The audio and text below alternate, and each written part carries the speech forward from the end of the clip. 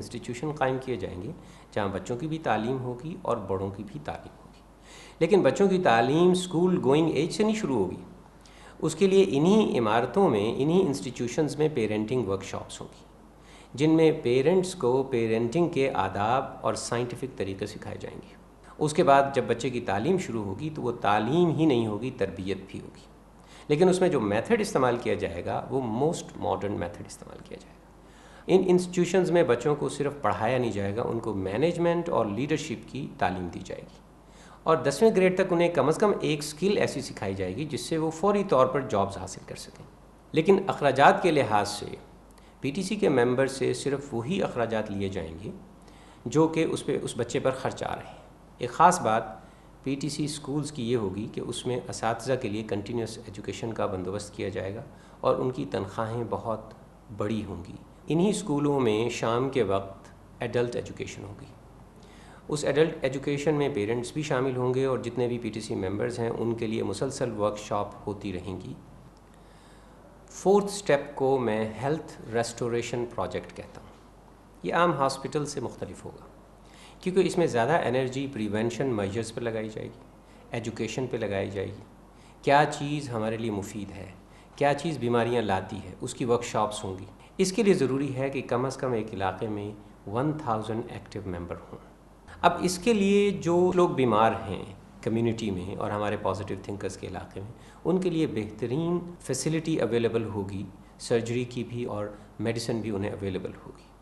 اور اس کے لیے ہم کوشش کریں گے کہ اوورسیز سے ہمارے جو کنسلٹنٹس ہیں اور فزیشنز ہیں اور ایکسپرٹس ہیں ان کو لایا جائے, اور ہم لوکل ڈاکٹرز کو بھی ان کے ساتھ لگا کے ان سے ٹریننگ حاصل کر سکتے ہیں. تو اس طرح ہمارے ڈاکٹرز کو باہر کے دھکے نہیں کھانے پڑیں گے اس ماڈرن ایجوکیشن کو حاصل کرنے کے لیے. اصل بات سرٹیفکیٹ نہیں ہے, اصل بات ایجوکیشن اور ایکسپرٹیز ہے, اور وہ حاصل کر سکتے ہیں.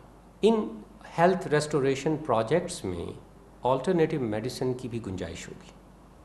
حکامہ کو, ہومیوپیتھک ڈاکٹرز کو اور دوسرے جو آلٹرنیٹیو میڈیسن کے طریقے دنیا میں رائج ہیں ان پر ریسرچ کی جا رہی ہوگی.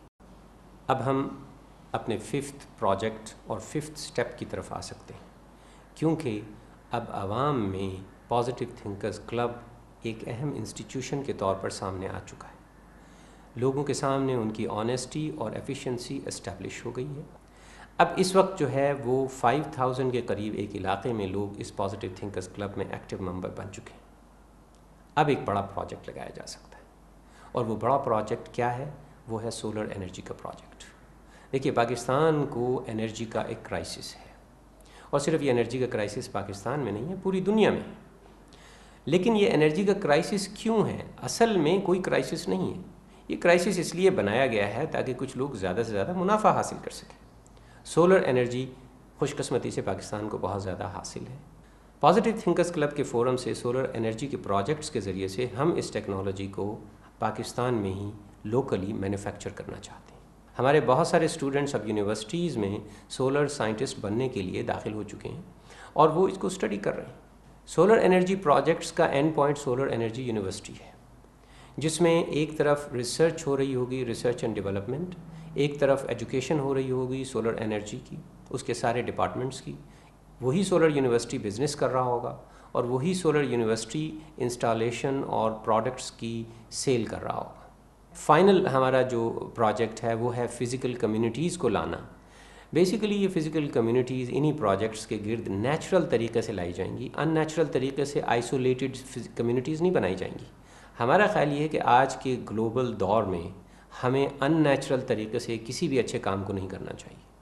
کام کرنے کی میتھڈالوجی بھی اتنی اہم ہے جتنا کہ کام.